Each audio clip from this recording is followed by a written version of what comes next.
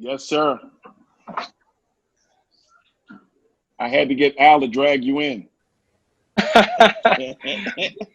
we had I to move our appreciate you. other we had to move our other call that Al dragged me into already. Oh, okay. When Al We're calls, all we run. we're all part of that team.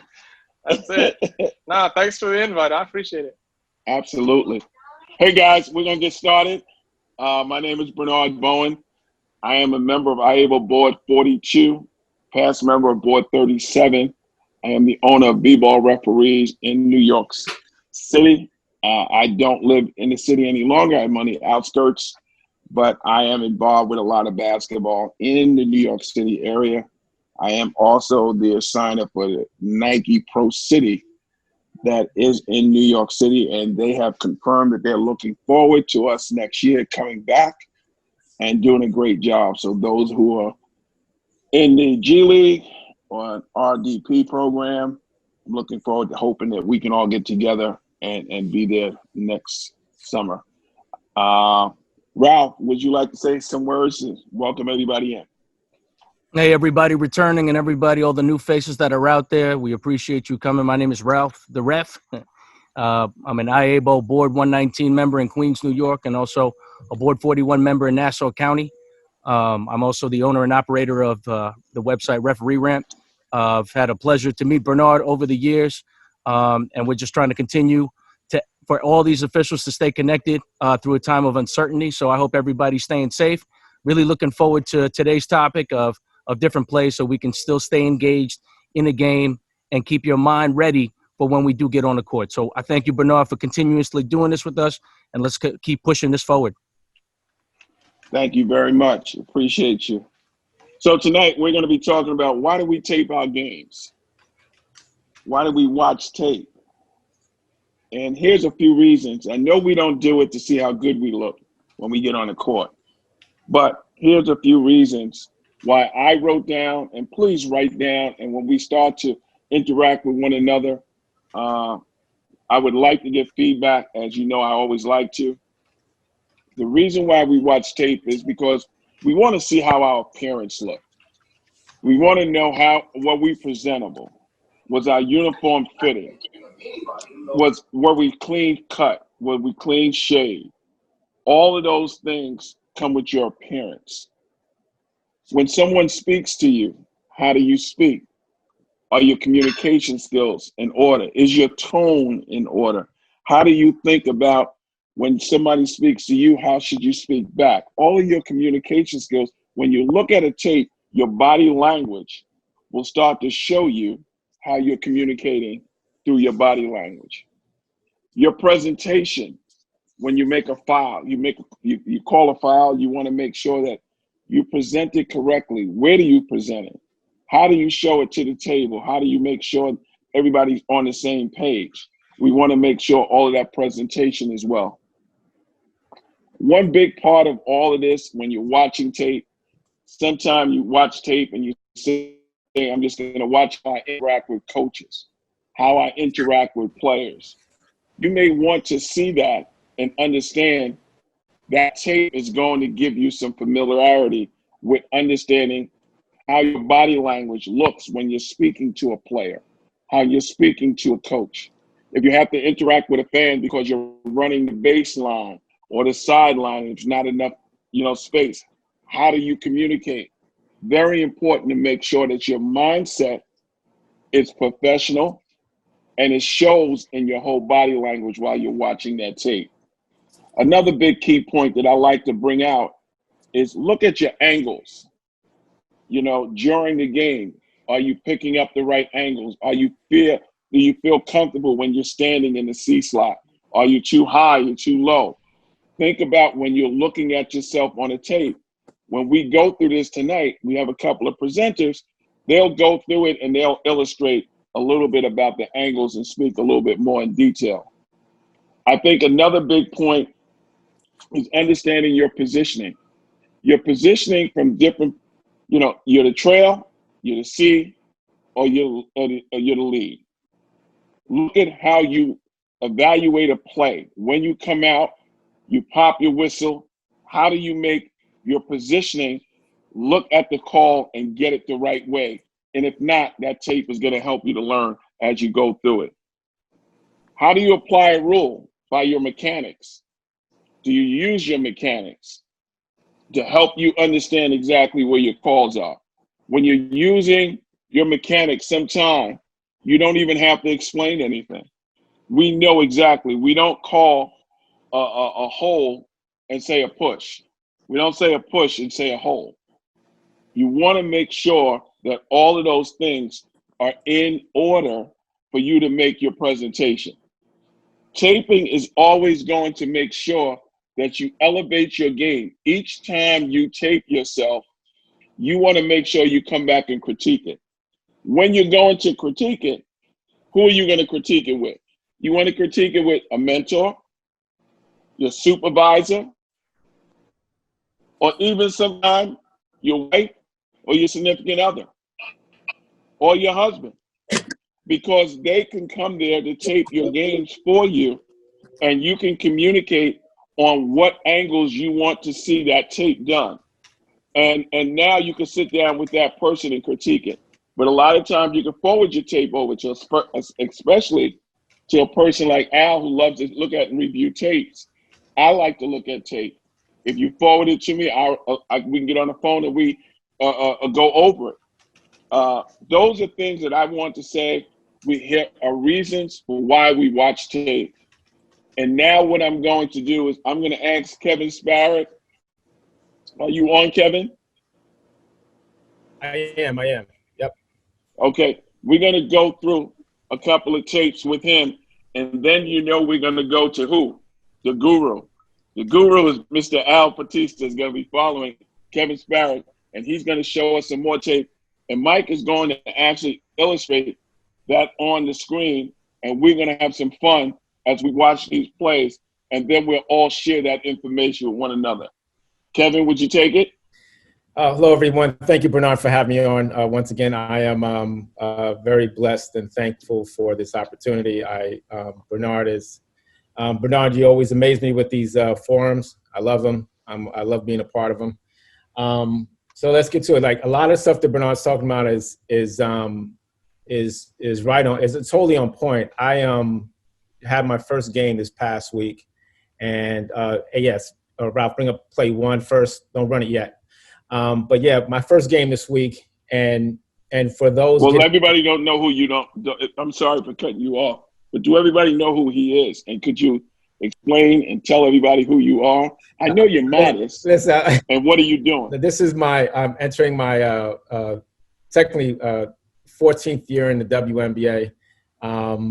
I'm the second wave of officials arriving at the Wubble.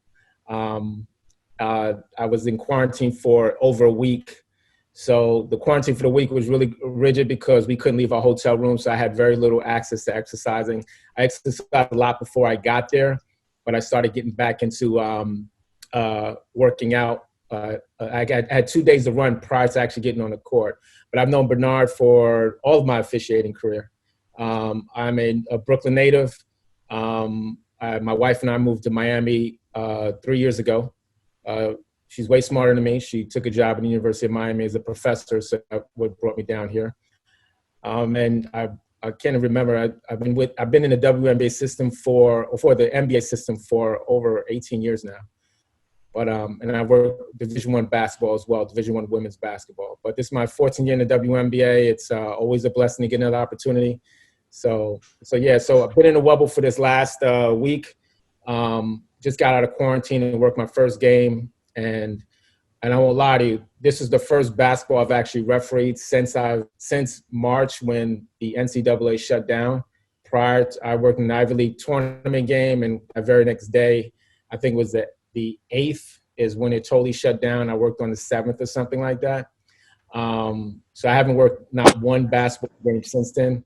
But what I did do was a lot of tape breakdown. I brought out all my old tapes from last year, and I looked at almost every one of my games to see what I could do wrong or do right. Let me preface this.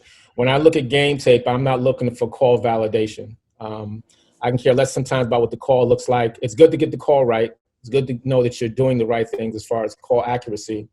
But I don't want to be lucky. I want to be sure that I see the entire play. And I brought up some examples because my rush shows in this process. This first play is the first period, 7:58. I'm going to run from here, and then we're going to go into some other plays that look really similar. So, Ralph, yeah, we started out. You might want to optimize. Run it back, Ralph? Yeah. Ralph, you know how to optimize it? Can you hear me?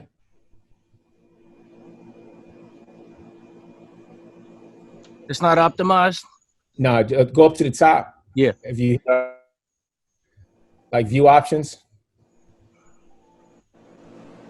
No. I see it. Yeah, okay, hit that and see if it lets it run. You might have to hit it again just to allow it to do that. But try it now. Okay. See if it works, if it runs freely. If not, I want you to bring the screen down some. Okay. Can everyone see it? Mm-hmm. Okay, Yes. so just take, this is an illegal screen. So let's go back. I'm in slot on the play, and as we're coming up, actually, yeah, I'm in slot. Yeah, I'm in slot on this play. Am I? Yeah, so freeze it here. Freeze it here.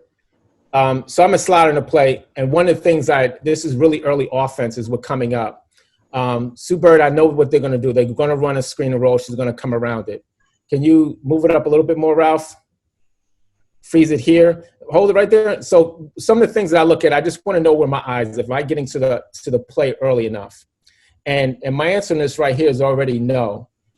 Stewart, you see the player setting the screen. Can you put the cursor on it, Ralph? Right here? Yes, the player holding the screen here. If you look at my head is actually not looking at her right away. You go back, I'll tell you when to freeze it. Freeze it here. My head's not looking. Now I'm getting to her. My eyes are getting to her, and it's almost too late. And the reason why I bring that up is because I want to be able to referee this play sooner and longer so I can referee it better. See where my eyes are now? Go back, Ralph. Freeze it, go back a little bit more.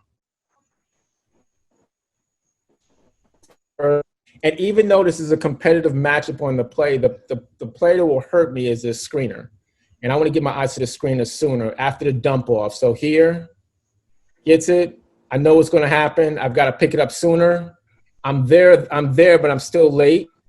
And I need to slow my pace down and trail. And you see how I drift too far?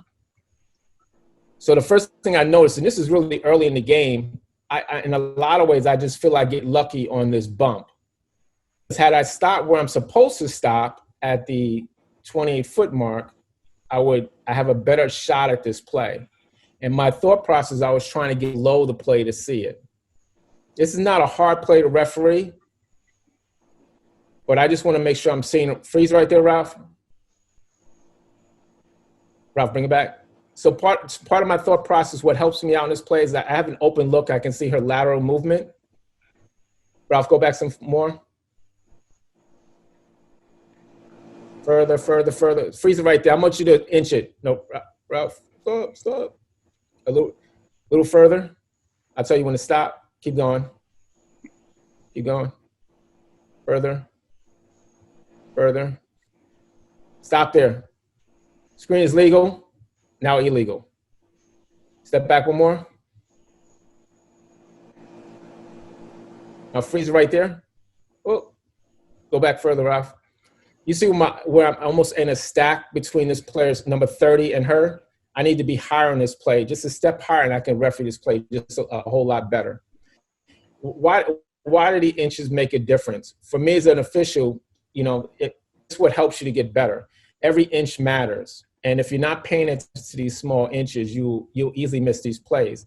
And I know this screen roll is going to occur, and I'll show you later in the game how I'm getting better at it. But in this play here, I think I could have did a better job by stopping earlier right there instead of drifting so far out.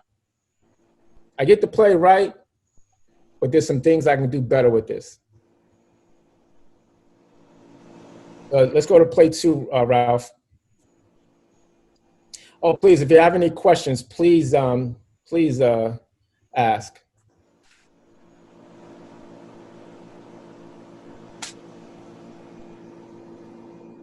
Yes, yeah, thank you, Al. you know, by overrunning play, I totally lose my big picture, the big picture of the entire play.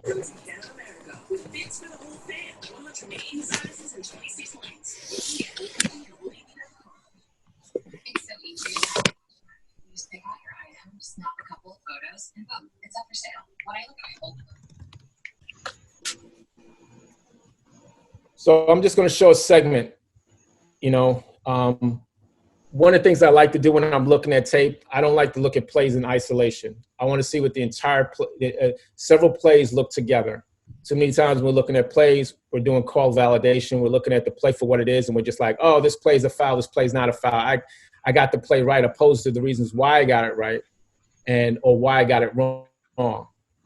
Can you go back a little bit, Ralph? So again, I'm in slot. I come down. Stop right there. There's a reason why I continue to move forward further down, because 41 is a three-point shooter. Knowing your personnel matters. And of course, we have a lead who's opposite. I'm actually happy he's not there, because the immediate play, the play for the post is immediate. So you might have an immediate shot. Him rotating takes us all out of Is it there? Is it there? Can everyone mute? Everyone mute?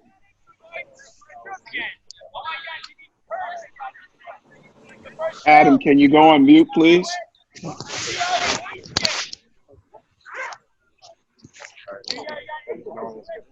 Adam, can you mute your? Hey, Ralph, can you rewind it back? Yeah. Okay. Sorry about that, everyone. That's all right.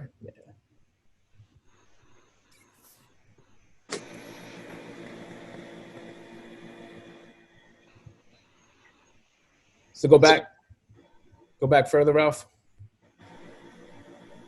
I'll tell you when to freeze it. Is it hard to control them, Ralph? No. Okay. Freeze it here. Freeze it, freeze it, freeze it. Okay. Go back a little bit. We have freeze right there. So we have an immediate shot, and I know 41. I have options here, and the reason why, if I go high, if you see this angle right here that we're looking at here, if I'm high, I'm not ready for the next play, and I'm actually going to probably miss what's going on here with the post play. And I want to try to get the best shot at this play. And if I slowed down and I stayed high, I would have probably been in a total stack and been really out of luck. I would have rather been a little bit higher, but it didn't work out that way. And you see 41 moving over. Me stepping down allows me to see the point of contact on that jump shot. Go back, Ralph. Ralph, slow. Go back. A little further. Can you slow-mo it? Right there is good. Freeze it. So this play here, that's good right there. So if you look at this play here, I have a good angle on the shot. Had I been at the free throw line extended, I wouldn't have had an open look at this shot, and I'm able to see the point of contact. What do I mean by point of contact? The point of contact is where the players are actually trying to attack the ball, where the foul may or may not occur. I can see clearly that Sue Bird is at least 2 inches away from Zowie B taking this jump shot. And she's actually higher than her. So in order for her to actually get to this play, she's actually going to have to foul if she wants to. These are all clues that help me make informed decisions when I'm officiating. If you look, Kevin, real quickly. Yep. On this play, if everyone notes, because a lot of people don't know, see where the defender's hand is? If she's hand to hand, that's the lifting principle. If she's below it, then you have a possibility of a foul. And that's when they say, when we've talked about, we've gotten a lot of calls, what do you mean by aim small, miss small? That's an example of it. Yes. Aim small, miss small. That's what you're aiming at from the wrist on down. Right. This is a great illustration to it. Thank you, Al, because you can see how the distance here is like, it just helps y'all with that decision making. Unfortunately, we don't see trail in this position. These are things that I look at. If I was in the lead position, I want to see how can I assist on this play? What can I do on this play? this play isn't easy because that screen and roll, this player could have been pushed in this screen and roll. The trail can help me out with those type of things. This play, this small screen and roll is the only show in town. The other matchups are pretty open. There actually aren't matchups. So this play becomes very easy to referee. Ralph, you can let it run.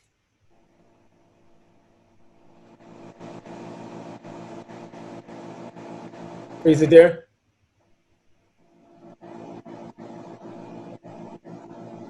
Go back. Yeah.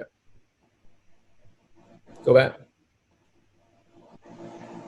Yep. Yeah. So go back a little bit to the rebound, Ralph, and I want you to go slower into it. And there's a reason why we do all these things, because when we talk about our mechanics, what is coming off it? Freeze it here. This is not a hard rebounding matchup, but it still deserves the same amount of work. So in lead has to recognize that he has two defenders a defender on his side and an offensive, a defender who's in inside position and an offensive rebounder behind her. I have to do the same thing and pick up those matchups sooner. I'm actually, if you look at my head, you see me looking directly at it. If you see the lead has an eye on the inside defender, right? She's legal. Those things are really important when you look at rebounding coverage. I also want, Ralph, I want you to go through it slower as we go through the ball. Some things I look at too, did the ball hit the rim? Was I sure the ball hit the rim? After the ball comes off, I'm actually seeing where my eyes go to. Do I get to the clock? It's a reset of the shot clock, right? I'm aware of that. My rebounding coverage cleans up pretty easy. His rebounding, freeze it there, Ralph. My rebounding coverage, his rebounding coverage clears up really easy. Now to my next matchup. What's my next thing I'm supposed to do? I have the second pack, the second third of the pack moving up the court. I want everyone to take a look at my head as I'm coming up the court. Let it run slowly. Keep going, Ralph, slowly. Keep going. The first thing I do, I take a peek at the clock, and I'm watching the second wave. So the second wave, I have Stu in front of me, number 30, right? There is no competitive matchup here. But I'm also aware that something more is going to happen here. I know that, the game is run off of screen and rolls, and watch what the player does, and watch where my eyes never leave number 30. And that's not ball watching. I really don't have any competitive matchup here, right? That's my responsibility, second, third coming up.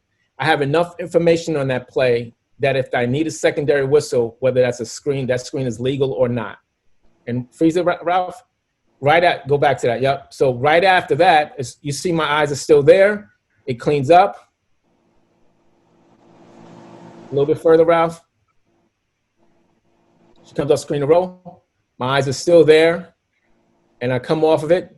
Shot taken. I have to get to the next matchup. The thing that I want to do, freeze it there, Ralph, go back. The thing that I want to do, Ralph, go back a little bit.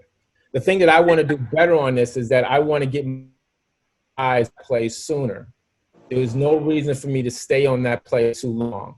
So after that screen and roll occurs, that's all trail now. I got enough information from that play cleaned up. What's my next matchup? I need to turn my head and focus on my next competitive matchup. And the reason why I say that, because number 32 is in the paint here, I'm getting to her too late.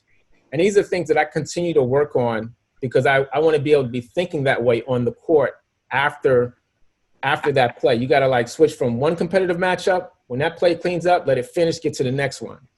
Let it play out a little bit slow, Ralph.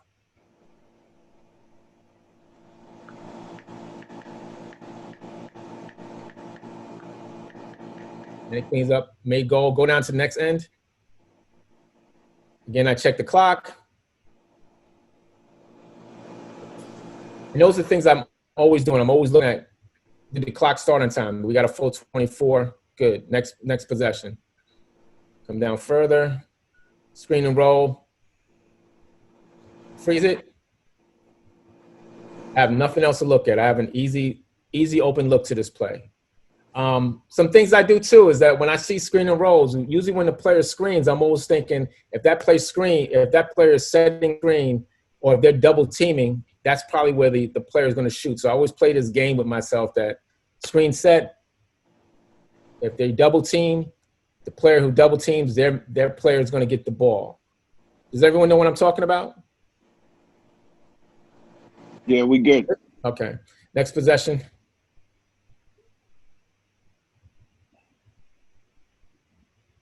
See, second, third.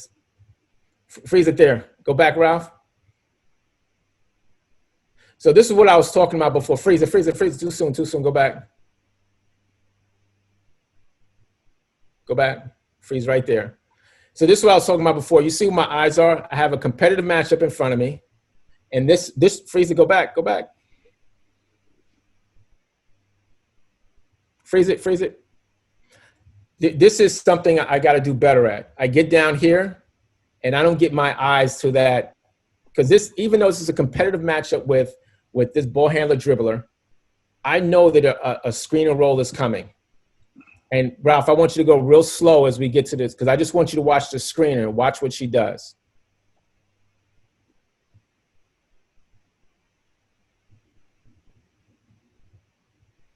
And see the little hip action? I'm not saying this is a foul or not, but I don't even recognize it in the game. In the game, I was so focused on the defender itself. So what could I have done better on this play? I could have gotten a better big picture of the entire play, because the ball handler dribbler will stand out to me. If I have all players in my view, I can see that better. I get to that screen so late that I'm not able to referee this play as clean as I want to. I would have loved to be in a dependable position a lot sooner. I want to be there where I'm standing at right now. And go back a little bit, Ralph. So keep going a little bit. I'll tell you when to freeze it. Now, snap, freeze. So you see how the screen occurs, right? And I see how it cleans up. You notice I'm not even looking at the three-point shooter, because that's not what can hurt me. Go back a little bit, Ralph.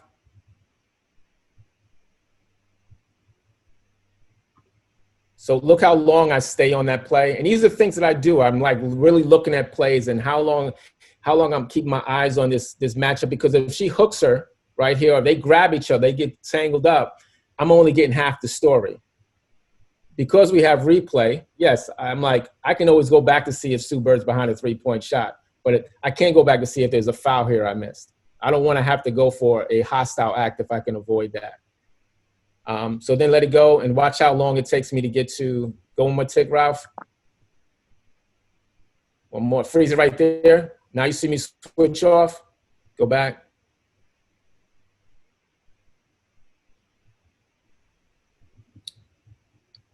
One tick. Keep going, freeze it. And I'm already there, and I can see that she has a foot on the two-pointer. And I'm able to see point of contact. These plays, feet first, where she left from, then to point of contact. And make sure she comes back down cleanly. I would actually like to stay with this player a tad longer. One more tick. There, my eyes are there. I'm good, right? And these are the things that I'm always looking at. When did I release this play? Hey, Ralph, can you go to the situation number 3, the play number 3? You know, I bring up a lot of this stuff because these are the things that I do that's been helpful for me. Everyone has their way of doing it. From just, really trying to get each play, look at each scenario the way it is. Bernard, last one? Okay. My last one? Okay. The time is 7:32. All right. Yeah. Okay, This year is better than what we had in 2018.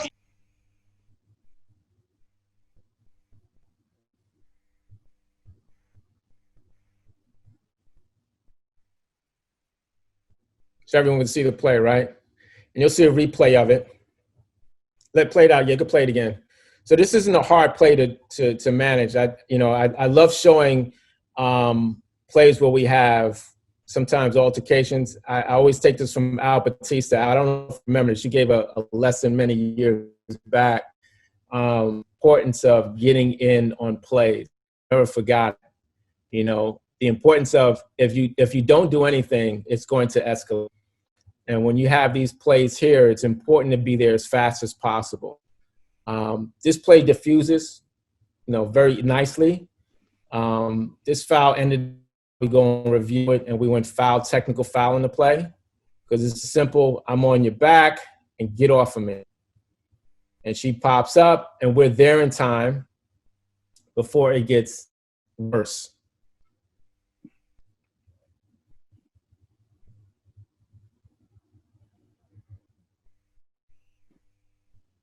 Hey, Kevin, a quick question about that. How much of that play is I can't see her number, but is it her actually extending into the player in black? And how much is it the player in black actually pulling her arm down? Yeah, it's a great question. So what players are responsible for their actions, whether they get fouled or not, they're responsible for how they react to it. Her comment to me was, well, she was on my back. How was I supposed to get her off? So she throws her to the floor. There's a foul on this play. It's an easy foul to call. We have a whistle on the play, and she reacts to it. And we actually have a timely whistle, too. It's not like we don't wait a long time to put a whistle on this play. Right. Foul occurs. My fist is up, and she throws it down. Gotcha. So she gave you the answer, really, is right by saying that.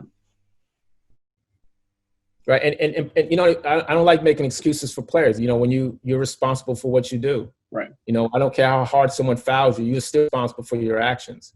Listen, we've all actually, I'm okay with taking a technical foul for someone jumping on. Some players okay with that. She's one of these players, like, I have no problem getting them off me. But we can't referee personnel play solely on it. Is a foul followed by a technical foul. Players cannot, after the whistle's blown, displace, push, throw, shove, taunt, flail. We have a lot of criteria around it. Some of the discussion that got to is this was an easy decision. We never thought about flagrant or anything more than that. We just said technical foul. Thank you. Great question. Job. Great question. And of course, he's upset with the decision. Great job, Kev. I hope it was helpful. It's great. Thank you, Kevin. Phenomenal job. Awesome. Do we have any questions before we go to the next presenter tonight? Any lead-ins to what somebody would like to ask regarding their positioning or anything? Please don't be afraid. Believe me, there's no dumb question. And honestly, it helps me, it challenged me to answer. I want to give you the right answer to this. I don't want to give you no half-baked. Kevin, this is Vic Fleming. I have a question to ask you. On one of the plays, you went farther, and you was the slot, and you went further down towards the end line on the play. Is that a lot? I mean, is that something that one normally does? Now, I would like to get in a position that I'm able to referee the play. And yes, it is okay to get to where you need to get. I wouldn't say I want to get to the end line, but I want to get into as open of a position I can. If I remember the play right, I would love to have been a little higher. But once I got to that area, I says I'm not going to compromise. Get into a stack position. I'm going to try and get as open as I can on that play. I've actually gotten in that position. I had a rotation once, and I couldn't move, and the ball was stolen, and I was like, I could have probably touched my lead, and I had to run all the way up the court. That's not a comfortable position. We don't want to be in that position, but yes, the answer is yes. But I thought you were positioning yourself for a rebound. That's the reason why I said it looked good to me. That's the reason why I asked that. Okay. The one thing that I would like to say that I thought Kevin said that was very important, and we talked about it with understanding the games and the players. He talked names. He knew the players. That's part of understanding your pregame and understanding where some of these players are and their personalities in a game. So always think of it as getting to know players, know their names, know their first names, understand their personalities. That all helps you when you're getting ready to identify someone with your communication skills. It's very important. Al, are you set? Yeah, I'm going to let Mike take it, and then we'll go from there. Okay, Awesome. and I'll, just like we did on the IBO call, we can still use Kevin's plays. They're great plays because there's a lot of good learning stuff there. Might you mind that, or it doesn't matter? I mean, they're just plays. Yeah, it doesn't matter to me. Whatever plays you got, whatever you have, we'll look at. Well, you know what? Why don't we use those plays, and Al, you could piggyback and give us a little bit of ideas or information regarding each position. Yeah. Okay. Ralph? Yep. Okay, can we use that same tape? Yeah, which one do you want to start with? We had three. We'll start from the beginning. Okay, we'll start with one. Okay, I'll cue up the first one. You let me know what you need, Al. I'm over here. And Kevin, great job. Just a great job. I appreciate it, Al. Thank you so much. Okay, so we're going to just think of some things to do, how to get better watching tape instead of just validating plays, okay? So go ahead. Okay, let's stop right there, okay? Kevin, I guess you're in the trill, right? On this play? I believe so. Okay, so yes. Everybody, we're not picking on Kevin here. These are some drills. So if I'm watching tape and I'm Al Battista or I'm Mike Millian, okay, I'm going from trill and there's no pressure. So when I'm watching tape, I'm going to do 4 drills. 1, I'm going to find my clocks. 2, I'm going to find my team fouls, okay? Because I'm developing clock awareness. I'm developing, hey, I don't want to get in a correctable error scenario. 3, I want to see the formulation of the offense and the formulation of the defense. And basically, I want to find my players and how they're going to set up. And go ahead, Ralph, play it. Shot short. And stop right there. And go ahead, keep on going, Ralph. I'll tell you when to stop. Sorry, stop right there. And I want to find my first ball defender. So that's your habit, okay, everybody? Clocks, lead to trill, no pressure. Clocks, right? Team fouls, formulation of the offense and defense. Like Kevin said, remember what he said? Early offense, okay? And then I'm going to get that first ball defender, okay? And just to critique, if I'm the C, right, or the slot, okay, C or slot, whatever you want to call it, I have to get in my dependable position a lot quicker. If I'm watching, I got to get there quicker. I got to get there quicker. Why? Why do I have to get there quicker? Because Kevin told you they're playing early offense. If I get there late, guess what's going to happen? I'm going to be late. Does that make sense to everybody? Yes. Okay. So, Mike, you want to add something here? No, I think you covered it. So, yeah, let's just keep running with it. Okay, so now go ahead. Keep going. Kevin does a great job trying to get an angle, but in a perfect world, maybe he should have stopped, okay? But that's okay. But you see how he's fighting to get his angle? Nice job right there, okay? And let's go back to this, okay? On this play, when she gets it, right? Go ahead, Ralph. When she gets it, nice job, Kevin. Okay, he switches places, beautiful. Okay, beautiful. He switched places, he didn't stand still. Okay, so let's go back. Only thing, let's referee 70-30. So when I'm refereeing this, I'm going to go 70% defense and 30% offense because he's dribbling. There it is. Then I'm going to lift my eyes and referee that screener. And I still got 70-30. Okay, keep going. And you have to do the slow motion.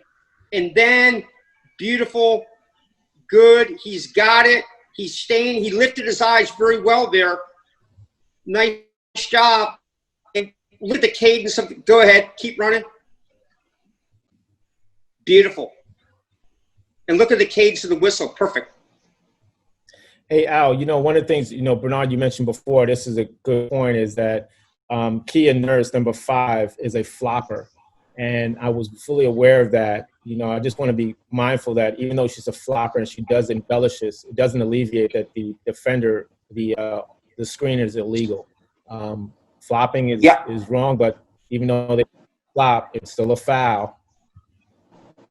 She doesn't get hit that hard. She does get She can't play defense on that play.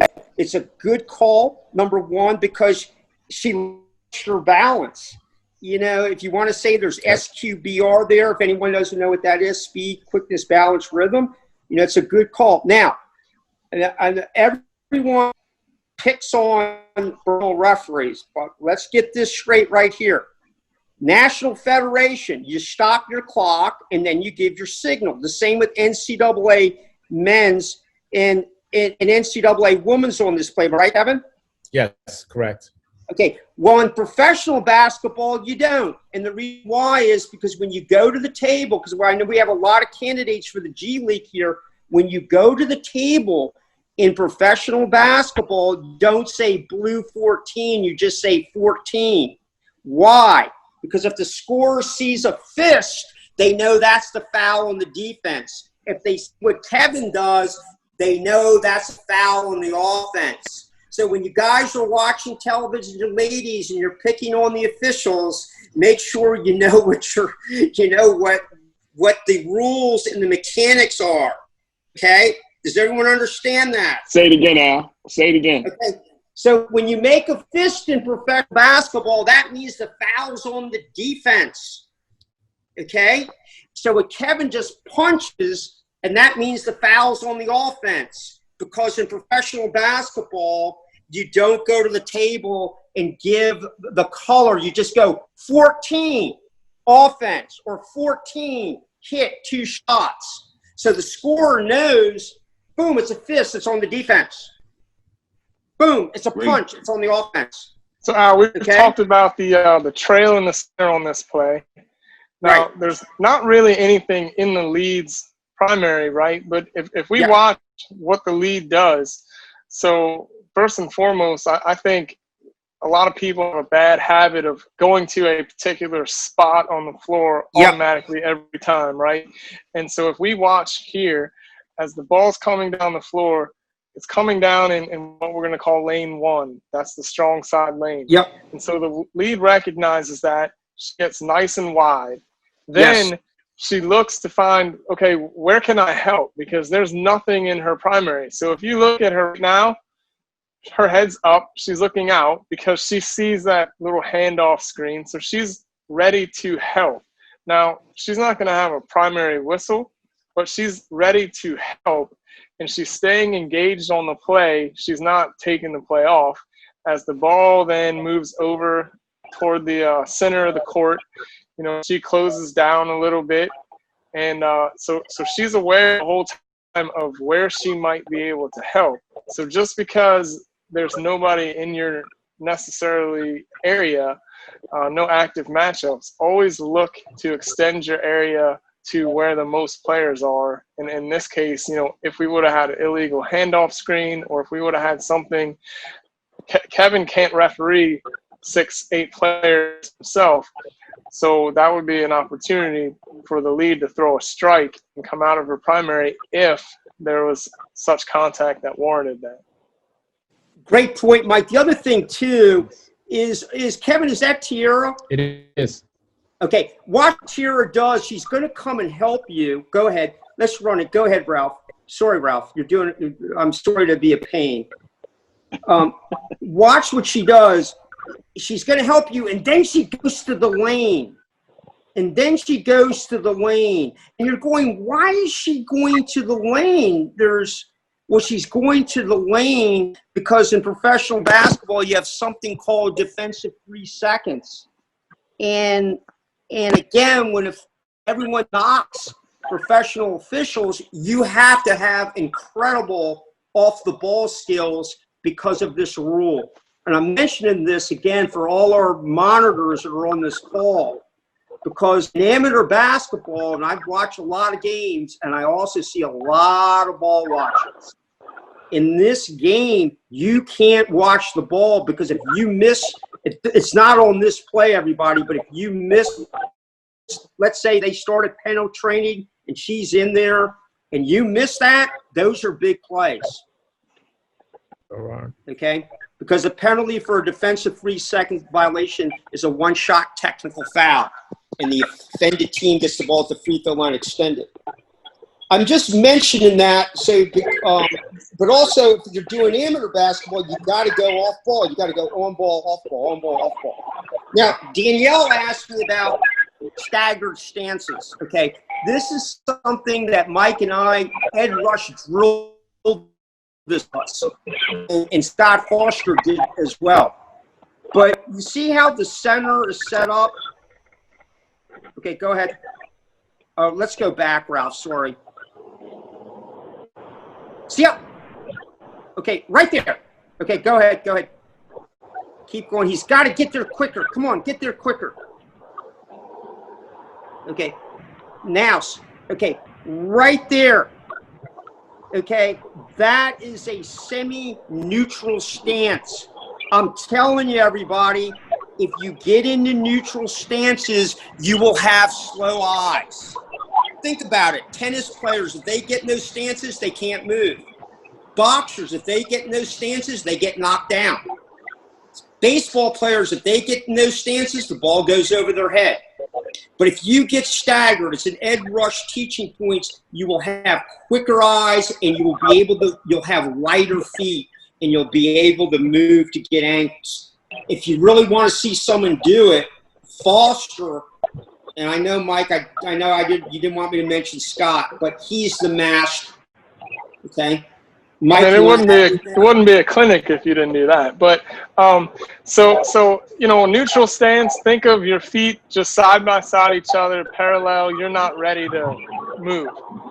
A staggered stance. You know, your dominant foot, one foot in front of the other, just ready to move anyway and react to whatever might come upon you. Think of it. You know, if you played ball, think of a defensive stance. If you stand with both feet next to each other, you can get burned. If you stand with one foot in front of the other slightly, you can move and react. That's what he's talking about. Excuse me. Thank you for Mike. Whoever's number is 61599, would you please put it on mute? Okay, the next thing on this play, okay, and let's watch Kevin make the call. Thank you.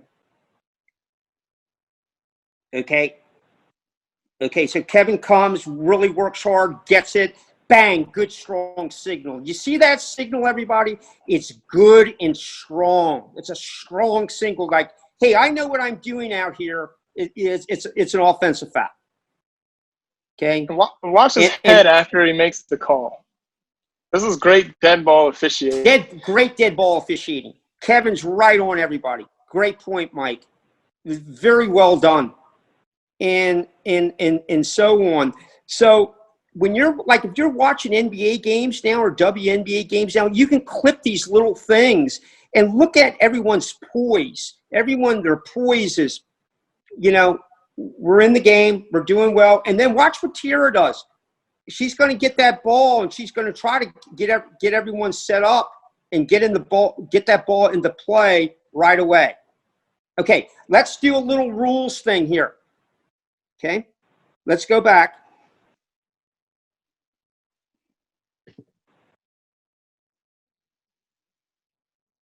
Okay, and this is very simple. You can do this.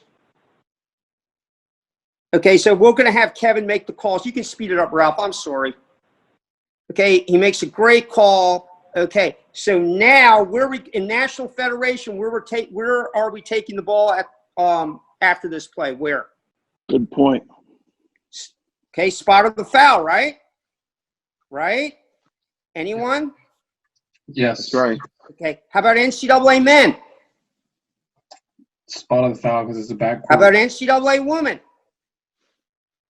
Spot of the foul. How about FIBA? Spot of the foul. Spot of the foul. Okay, NBA, nearest sideline where the play was interrupted. Okay, so if you want to work all levels, you got to do this. Because I have officials on my board they work high school games. I'm out here. I'm a college referee. I don't know the high school rules. Great. Tell that to the players. So if you want to work all levels, you have to know all the codes. Okay.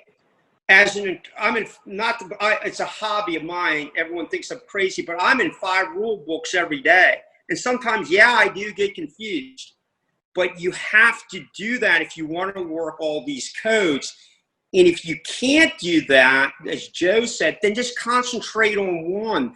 And if you're looking at this saying, I'm not interested in all that, well, then concentrate on like NCAA men or high school or ladies. Say, okay, what is that in NCAA women's? Where would I put the ball in play? You see what I'm doing? So I can watch any game and I can learn from it. Okay? One thing I used to do when I was an observer in the NBA and WNBA, I would take officials to the game with me and I say, okay, what's the high school rule? And they go, what? I go, what's the high school rule? What happened there? What's the high school rule? Or if I was NCAA, okay, what's the NCAA rule? That way they could, when they were watching a game with me, we could do a rules review. Does that make sense? Yes. We're going to go to the next play so that's where you can critique that one as well. But do you see how much time we spent on this play? This is what you really want to do. And we'll probably just cover one more and we'll call it a night. Yes. Okay. Next play. Ralph, you want to go to that last play or number 4 since we didn't see it? Yeah, let's go to the last play because we can really do a lot with that one. Oh, well, actually, there was a play after that one. Yeah, we could do. Let's do the. Let's do the last play. Because there's some good rule stuff we can go there. So, Kevin, you want the 4th play, which he hasn't seen, or the 3rd play, which he thinks? Okay, got it. A lot of rule in that one. Yeah.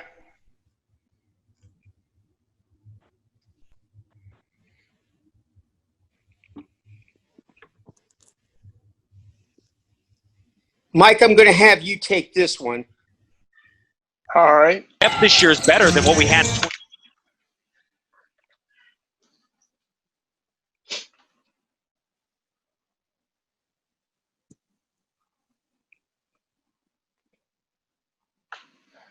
So we already talked about the call, but as we watch this play, let's start here. So right there, you notice how the trail's late getting down, right? So if we back up to where the ball's on the, So right here, and if we back up a little bit more. I think that's it. Okay.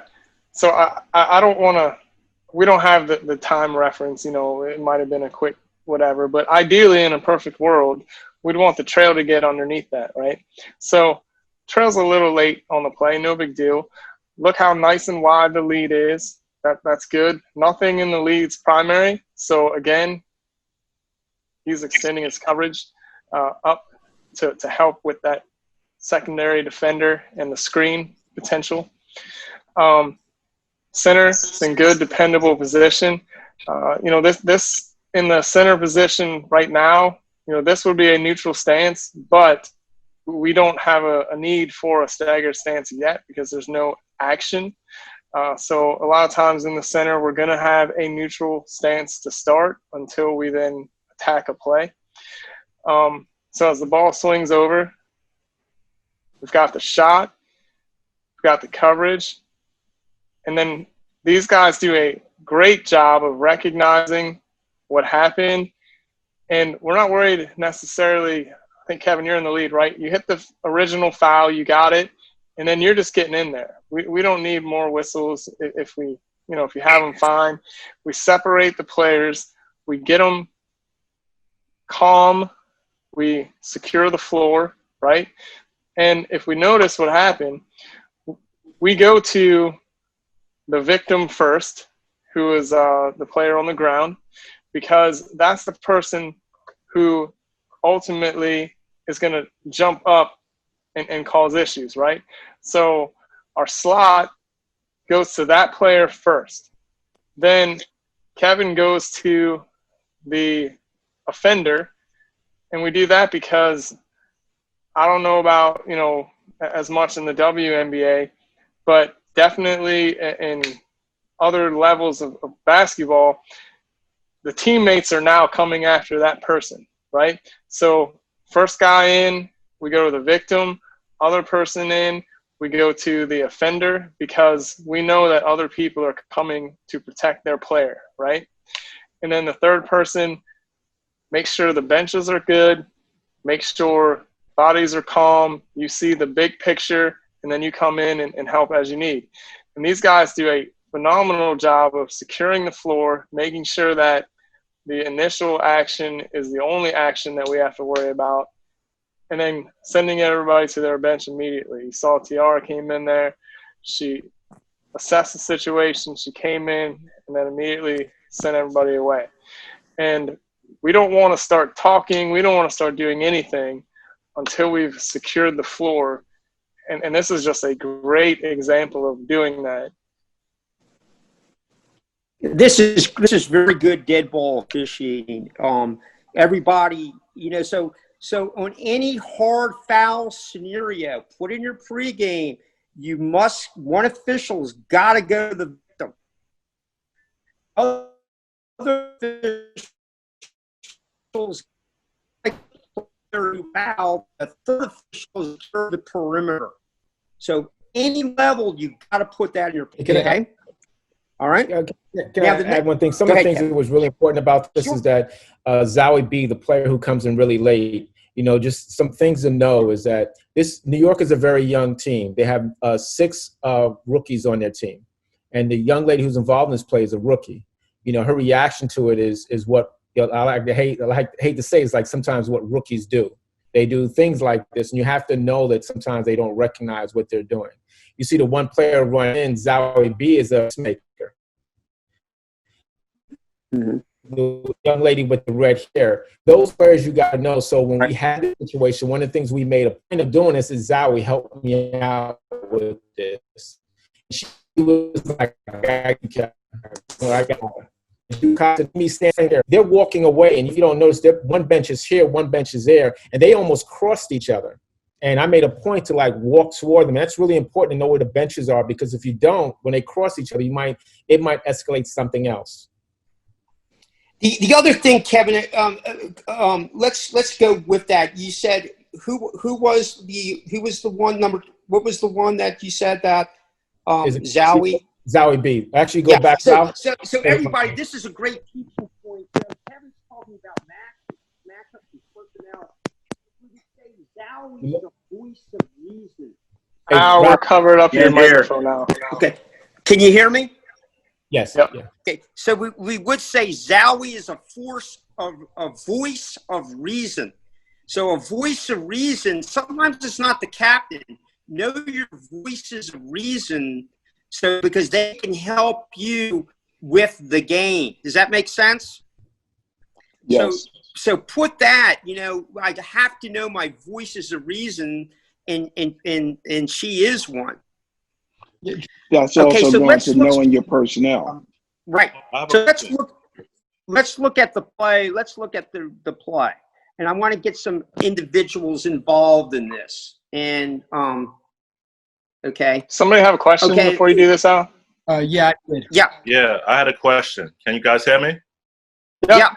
Okay, this is perfect. The beginning of the play, Mr. Sparrock has the lead. There's nobody directly in front of him, nobody in his primary, but there are people in the paint. Right. Why?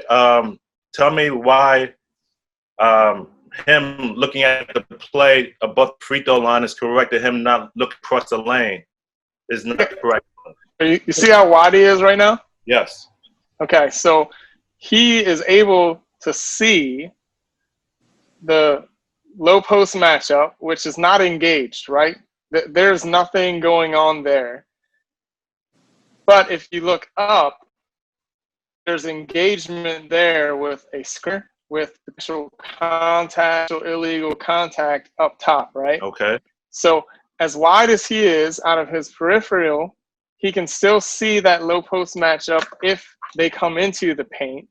But right now, where that is, that player is outside the paint, right? So realistic, right? So there's really nothing going on there. It's not engaged, and the center's right there, right? So he's closer to the matchup at the top than the center is to the matchup at the top, and the center can help on that unengaged matchup while he helps on the engaged matchup up top. Makes sense. So it's a matter of, who's engaged, who's not, and what you can help with. But Al made a good point that professional basketball is offensive 3 seconds. Defensive, offense and defense. Excuse me, defensive 3 seconds. Yeah. So it's defender in the paint. Yeah, what you got to do is you got to go on and off, on and off, on and off, on and off. You can't have tunnel vision. In any level, you can't have tunnel vision. And also, on screening plays, there are usually 2 referee plays. But that's why you want to be so wide. I can also help you for those interested in pro basketball with the defensive 3 as well. But the other thing that's great about this is there was a question, the mechanics are different for every level. You're correct, they are. But positioning is positioning. But any level of basketball, I'm going to tell you, we're going to do a clinic on this one day. Maybe I can get up to New York and we can go on the court and do this. You have to know how to learn to hand your eyes at any level. You have to know how to learn. And Mike and I do this drill sometimes in the locker room. I'll go, I'm on ball. He goes, I'm off ball. I go, I'm off ball. He goes, I'm on ball. It's called the on-off ball drill. You can do it with just 2 people. It's a Duke Callahan drill. It's called the on-off ball drill. Can I add this as well? Sure. One of the things that you also want to think about as an official growing up in the referee community, you also, once you learn how to ref off the ball, you're going to be a great official. Yeah. If you can only officiate the ball, then that means that you're missing the rest of the game. Okay, so let's go back to the jump shot. Just a quick question. Go ahead, Zach. Yeah, let me get through this, Zach, first, because this is important. Okay, so let's get back to the jump shot, and then we'll come back to your question. Okay, so with the jump shot. Ralph? If we could go back to the jump shot. Okay, so slow it down. Okay, and go ahead. Now I want you to watch the defender on this play. Go ahead and play it. There she is. Okay, 70-30. When you jump off of 1 foot, she doesn't do it here, you're a candidate to foul. When you jump off of 1 foot, you're a candidate to foul because you usually step on someone's ankle. So just be aware of that. And when you're let's say you're refereeing this game, oh, she jumps off of 1 foot. I got to watch that. Not that she does anything here. Okay? Let's take the play again. On this play too, Tiara's got it. Okay? And she's going to go up, down, rebound. She's going to go up and down with them, and then she's going to help with the rebound. Up, down, rebound. So put yourself in Tiara's, and now let's look at Tim Green. Let's go back and take the jump shot again. Okay, Tim Green. Okay, go ahead. Okay, Tiara does a great job getting a position readjustment here. Good. She Look goes at up. Tim. Look at Tim's stance right there. There's your staggered stance. Yep. Okay. Now, Zach, your question. It's good to see you, Zach. I see you on a lot of calls. Oh, yeah. Good to see you, too. Just wanted to ask you a question, both to you and Kevin, about the altercation between Seattle and New York. For a 2-person system, how would that be handled? Because you said with 3-person, you have one official who deals with the victim, the other official deals with the player who's fouled, and then the other official who deals with everybody else. But how would it be with 2? In a 2-person game, one player's got to get in there, and one's got to make sure that no one comes off the benches. Okay, so one was responsible for all bench personnel. Yeah. And was responsible for. Great question. Okay. And what about coaches? Who's responsible for the coach? Zach, a lot of prayer goes into that right there. I haven't refereed 2-person since Smoosh was playing basketball. So that was a long time ago. No, but it's very difficult. It's difficult for 3 officials to referee this. Right. You know. In fact, don't if you're working 2-person, I'll tell you one thing, and this is just me as a scout. I'd rather see you do a 2-person game than a 3-person game if I'm going to come and watch you. And I'll tell you why. I want to see who can run a game. Because in a 2-person game, you can't hide. Think about it. Right. Hey, Steve, do you have some feedback you'd like to share? Bernard, I want to go over one more thing. Okay, go ahead, Al. Okay, so let's go over the play. Okay, go ahead, run it. And we're going to do a little rule quiz here with tape. And if you could unmute anybody. Okay, what is that in National Federation? What is that? You got a foul and a technical. What do you? Come on, everybody. Technical foul. What do you have? You have a false double foul. Okay. Okay, you're going to shoot the bonus, and then you're going to shoot the technical in 2 shots. Okay, very good. NCAA men, what do you have? Foul and dead ball contact. You have a dead ball contact, and it's still a false double. What type of technical foul is it? Same. It's a Class A technical foul. Okay, so it does count towards the bonus. And women's, what do you have? Women's college officials. Kevin, you can't answer. Some women's college officials, what do you have on this play? It's not a foul of equal gravity, I'll tell you that right now. Unsporting-like foul? It's a personal foul followed with an intentional foul. Okay? Because their rules are a little bit different. And in FIBA, what would you have? Any FIBA officials? Adam? You would have a personal foul, and then you have an unsportsmanlike foul because it's excessive contact, so it's C5. Right. C3. In the penalty, you could have fouls of what? You could potentially have to administer 2 free throws if you're in team fouls for the foul on the possession, and then you cannot disregard the 2 free throws for the unsportsmanlike foul. So they would cancel out. They would cancel out in FIBA. Okay? It's just a little bit different than NCAA women's because they have fouls of equal gravity too. And in the NBA or the professional basketball, what do you have here? You have a foul and a technical foul because dead ball contact, but you could have also gone, you have an option in professional basketball. You could have had a foul with a flagrant penalty 1 or a flagrant penalty 2. I don't think it was a flagrant penalty 2.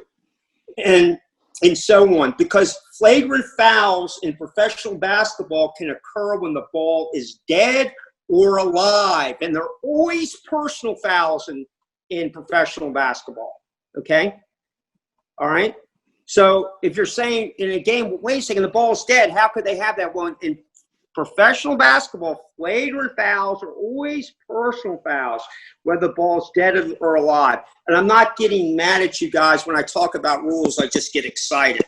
So that's a good little, thank you, Michael, for the help. So that's a great little drill to do. Just say, okay, what would this be in my game? And you'll get better and better and better, and your rules knowledge will get stronger and stronger and stronger. Because sometimes when I read something in the rule book, I go, what are they talking about? Then I have to see it on video or in a game. I go, oh, that's what they saw. Because I saw a play the other day in a pro game, and I go, and right away I went, Rule 13, Section 1A4, and that's altercation in the pro rule book, followed up with Rule 32D. You know, and I go, there it is. There's 13.1A4. But if you start doing that, you'll get that recall, okay? And so on. Thank you, Bernard. I'm sorry to go on so long, but I thought that would just really help everybody how to really watch tape. Sorry. No, I think that's awesome that we took the time out to learn a little bit about taping and what do we get out of it. And to break it down, to have you and Kevin break it down with Mike, you know, in the background, just sharing all his knowledge and wisdom. I think it's an asset, especially for the younger officials coming on. The one thing I like to do is to get everybody engaged and get everybody talking. So for the next 20 minutes before we shut down, or 16 minutes, Steve, I know you're out there. Okay. Steve? It may not be. The one thing I would like for everybody to do is share a little bit about what they got out of tonight's, you know, why did we watch tape? Ms. Gadsden? Hello, welcome. What did you get out of this tape session? Just the drills. A lot of times when we watch film, we look at play validation. So that was awesome, adding just going through drills and seeing like the entire play, a sequence of plays. So I greatly appreciated that. Awesome. How about you, Sylvia? Welcome. You're still on mute. Sylvia, you're on mute. How you doing? There you go. Is that better? Good. Yeah. Cut this off. What happened? I was getting ready to walk and watch this until I saw how intense it was, so I delayed my workout. That's why you see me on two screens. But I got a lot of notes. I tell you what, I'm serious about notes. And so I'd never heard about the 70-30. That was the defense offense thing. That was pretty cool. I never heard about that. How you watch 70% of the defense and 30% of the offense. We always watch defense. I know we do peripherals, but not to actually have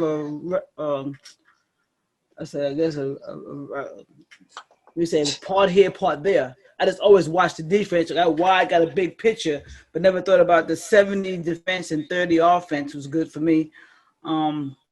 You work. You said know your codes. I wasn't too sure with that. I was kind of over my head. or work your level. This is the rule differences. Right. Okay. Rule differences. Yeah. And to diffuse the bad situation. Now I will sure add that to my pregame. We never addressed that. I've been working for a long time about how one official takes care of the person being offended, the person the offender, and then the other person does a bench. And then it was broken down so clearly, and that makes the pregame a real clear situation. So I got some real good nuggets from this. Thank you very much. Hey, Felix, welcome. How are you? Can you give us a little bit of feedback what you got out of this, and what did you get out of it? Hey, how are you guys? Thank you for having me. I'm down here in Miami too. Awesome. Okay. So I got a lot of film stuff from it. Normally when I break down film, I just break myself down. And today I learned to break down everybody in the court, make sure you know everybody's position, angles, where everybody's eyes are looking. And knowing all the rules knowledge for normally I do NCAA or high school. Okay. Well, welcome and thank you for jumping in, and hope you come back and visit us again. Definitely will. Thank you for having me. Absolutely. And whoever invited you, tell them I said to make sure they send me your email, or you can send me your email. Damien, how are you? Welcome. Damien? Hello. How are you? I'm fine. I'm fine. I hopped on Tell kind of us. late. I think the time zones kind of got confused between the time zones. I'm in St. Louis, so like I said, I didn't really hear too much, but the last little part I did get from it was the flagrant foul situation. I'm in the middle of kind of learning the college aspect uh, of the fouls and flagrants, how everything works that way. So it's good to know that it is a difference between the men's and the women's fouls and flagrants and everything. So I'm going to look more into that as I continue to grow within my officiating career. Awesome. Thank you for coming on, and look forward to seeing you again. I don't want to pronounce it incorrectly, but RYO. How are you? Yes, sir. My name is Rio. Rio. Okay. Nice to meet. Thank you for having me today. Thank you very much. This is my first time to join this Zoom meeting. I'm here in Virginia, Norfolk right now. Okay. Yes. So today, I'm summarizing my rule book, NBA, high school, those stuff right now. And then when the owl asked a question to us, I was not good enough to answer those questions. So that makes me feel, I need more. I need to, working hard. I need to have a solid rule fundamental, terminology. So, and for the film session, that was great. I really appreciate it. And like you said, I exactly do the same thing. How do I look on the court, positively, negatively? And that makes me feel, good, working hard. Thank you for the session today. And thank you very much for joining us, and welcome back anytime you would like to. So we're going to be here next Thursday at 7 p.m. and I hope you can join us again. Thank you very much. Just a little bit about what you got out there, Brenda. Hi, how are you? How you doing? Good. Hi, Al. Hi, Brenda. How are you? I'm good. How are you? Good. So one of the things that Al said today, this time that I've heard that, is if a defender jumps off 1 foot, they're more inclined to foul. I've never heard that before, so that was one of the things that I learned today. Awesome. Hey, is another young man, Andrew Rogers? Are you out there? How's it going? Good. Welcome. Now we can see your face. Tell us a little bit about how you felt about this. We watched something out of it. It's something you're going to work on. A little bit off the ball. Yeah, I like what you said about, if you're not being able to referee off the ball, you're missing a lot of part of the game. I like Al's, what he talks about being able to release and know your partners when they pick up a play and be able to release him from that play. That's the first time I've heard that. Now he trains with a mic sometimes, I'm reffing on ball, now I'm off ball kind of thing. So. Awesome. Thank you and welcome that you came and joined us this evening, and hope that you can come back again. Michael Hunter, you're up late. It must be 1:22 in the morning in London. It is 1:22 in the morning here in London. Wow. Yes, it is. So hi, everybody. One thing that I picked up from today's session is that there's a renewed attention to detail. And so there's lots and lots and lots of nuggets from any clip that can be 3 seconds long, 5 seconds, 10 seconds, depending on where you put your in that situation.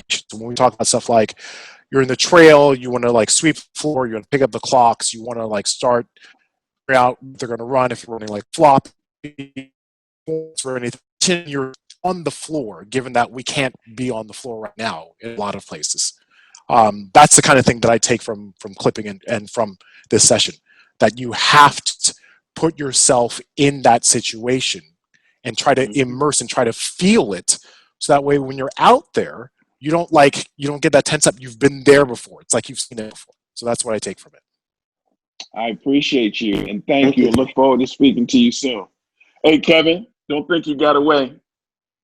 Kevin Wilkerson, Hey, doing how good. are you, sir? I know you got something Oh, well, out you of know it. me, but no, I'm always been thinking about acronyms. So again, we talking about why watch film. I'm going back to my acronyms. Deputy, I'm thinking about where am I? Where's my positioning? Where are my eyes? Where's my interest? Because a lot of times in the game, our interests seem to get off. So where are my feet? Where are my matchups? So I'm always thinking about what is the where. Obviously on the H, I'm thinking about help. What can I do to help myself improve? Obviously watching film. What can I do to help my co-officials? What can I do to help them in their blind spots? And then obviously my why, from why do I like watching film? You learn. I mean, I've enjoyed hearing Al. I've enjoyed hearing Kevin because it's always fun learning from somebody else and not having to go through these same mistakes yourself. So I really appreciate it. Thank you very much. There's a young man that I don't see his name. He's writing right now. He has glasses on with a green shirt. Can you say hello to us and tell us your name, sir? Isaac, yeah. Yes. Hello, my name is Isaac McKinnon, here out of Houston. Kind of coming up under SMB with Sylvia. So this is my first year.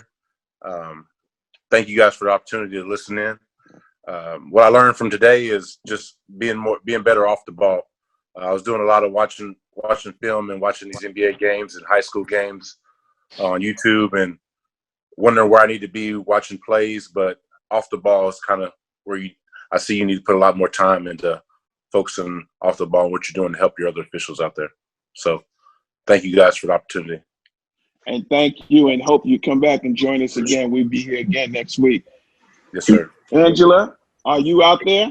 And I know you are observing a lot of games. Can you tell us a little bit about what you got out of it and what do you look for when you're looking for officials and observing them? I apologize. I arrived late. I thought it was an 8 o'clock session instead of a 7. But from listening to what people have discussing about off-ball coverage and so forth, I know that when I'm teaching my officials, I ask them if they don't have anything in their primary areas to look at the next possible matchup. It would be off ball, and when officials are looking in their primary areas of responsibility, that the off ball officials need to see all the things that are happening off ball. So that's basically what I do try to educate and teach my officials that are in the 2-person as well as a 3-person mechanic. Awesome. Thank you so much for joining us again. Hey, William, are you out there?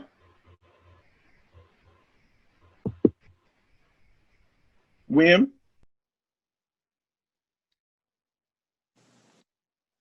Joe Thompson, are you out there? Yes, sir, Mr. Bowen. Thanks for having me. I know you're involved in helping to rebuild and revive that board 37. Tell me some of the things that you got out that you will be taking back to your board and giving some direction. Well, thanks to Kevin and Al, Battista, and Mike for providing some insight on film study. I think the few things that everyone can take away from tonight's session is that you need to move to improve. And if you can ref off the ball, you will get noticed, you will get work. People will understand that you are dedicated to your craft. And thirdly, and Al touched upon it this evening, is you have to know the rule book. And depending on what specific area officiating you want to involve with, you need to be immersed in the rule book. So the only other thing I want to mention, because here in the New York and New Jersey area, there are a lot of contentious teams on both the high school and collegiate level. And during your pregame, you need to understand what people, from a personnel standpoint, have had a history of flagrant fouls and unsportsmanlike conduct. So you want to be cognizant of that on the floor. You want to know which of those individuals that have had issues in the past.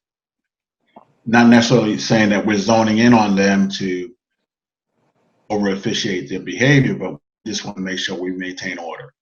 So I think the moral of the story is if you can officiate off the ball, you'll have a lot more cohesion in your ball games. Thanks, Bernard. Thank you. Joaquin, how are you, young man? I'm doing well. How about yourself, Bernard? Nice to see you. Yeah, Can you give us a little, give me some of your feedback? Sure thing. Well, first of you... all, thanks for organizing the call. I mean, it was great to hear from everyone, and also I want to give a shout out to Ralph for managing all the video and also all the content that he puts on Instagram. I've been following for a while, and it's all really, really, really great pictures and also really great content. For me, what I've been working on a lot over the summer is just developing different processes for what I should be doing at each position, giving a different scenario. So for me, when Kevin talked about dribble handoffs and to be expecting that screen and to transition your eyes over to the screener once that handoff happens, really helps me develop that mental process of dribble handoff screen, get to the screen early. And then the second thing that was really helpful was when Al talked about the 4 things to look for when there's no pressure, with it being clock, team foul, offense, defense setup, and then ball defender in your primary. So that just helps me, establish a process of what I should be looking at any given moment. So big thank you to Al, Mike, and Kevin for the great content that you all had tonight. Great job, and thank you. Do anyone else? Did I miss someone? Andrew, how about you? You got me a little feedback on what you got out of here tonight? Yeah, hi everyone. Yeah, guys, thanks. Fantastic information. Kevin, Al, always great to hear from you guys. You guys are a world of information. Video, I think for myself is it's good to see your positioning, getting into the right position and knowing what you need to look at and be in the right position. The other thing I liked about it is the video is a good way of finding out if you don't know the team that you're appreciating. You can watch what they used to flopping, and faking a foul and etc. You get to know, you don't pigeonhole them, but you sort of see what to expect. So, yeah, I haven't had a chance to watch myself officiate yet, but when it does happen, I'll be looking forward to it. Awesome. Hey, Victor Fleming, before we hang up, and I'll close out a little bit, you want to give us some feedback? I just want to say I love the movement of Karen Sparrock. I've known him for so many years, and he's still great on this game. And the angles that he was showing us and able to slow down, it's a jewel. And it really helps individuals trying to focus on off-ball officiating. And then one more step. That stagger step that Al was talking about, and I guess his name was Mike, those things, I happen to be looking at the NBA game at the same time. And guess what? Everything that he said, Al, in reference to how they have their body movement, same things are doing right now. So thank you. Great. Smush Parker, give me a little feedback. What did you get out of it tonight? First, I want to say thanks, Bernard. Thanks, Mike, for your breakdown. Al had to go. I would say thanks, Al. And Kevin, good to see the growth, man, since the last time you refereed my games. No, but your turn is coming. No, but thank you for how you broke down the film. I learned a lot, just by those 3 plays about what you look at as far as not just making the right call, but getting into proper position, and that was key for me. Great. Yeah, I appreciate you, man. I appreciate you. Mr. Nelson, say hello to us and give us a little feedback. Hey, how's it going, everybody? I think it was a great presentation.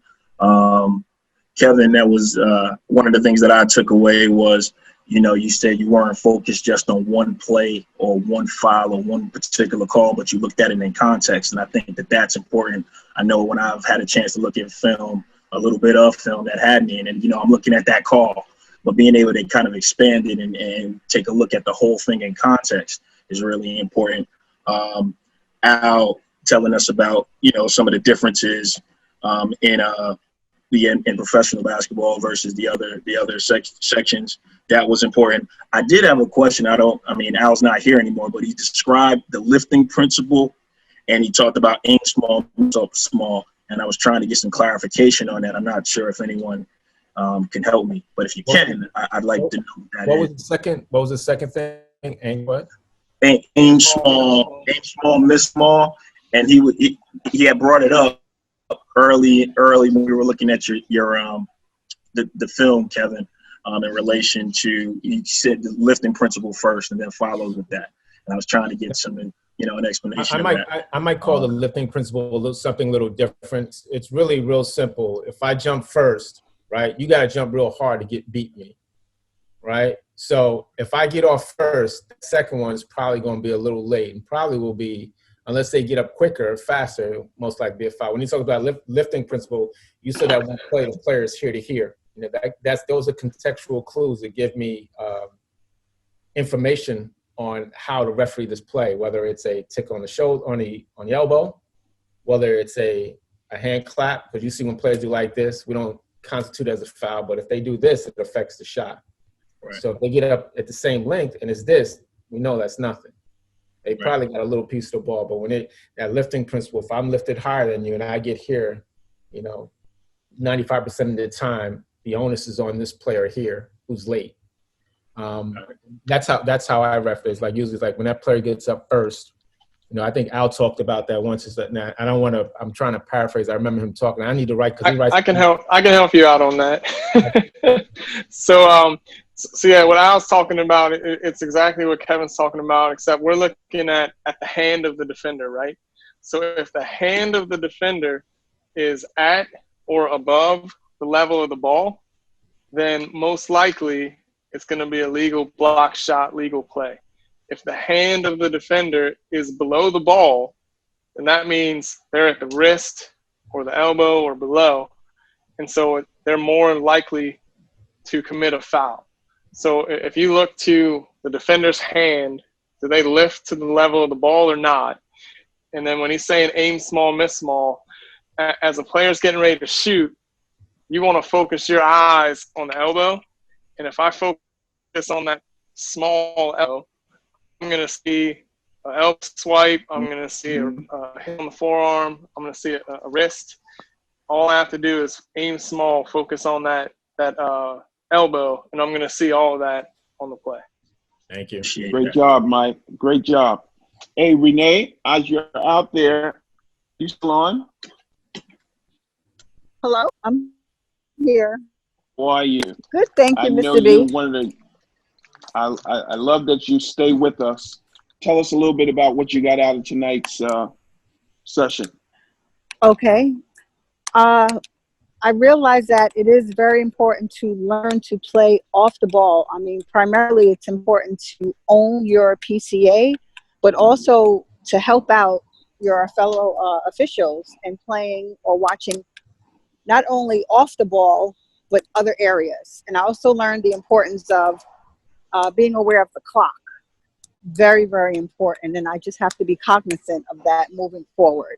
So those are the two things in particular that I took out of the session. Awesome. Londell, are you still there? Londell? Adam? Yes, I'm here. I'm sorry. Okay. Hey, what did you get out of that, man?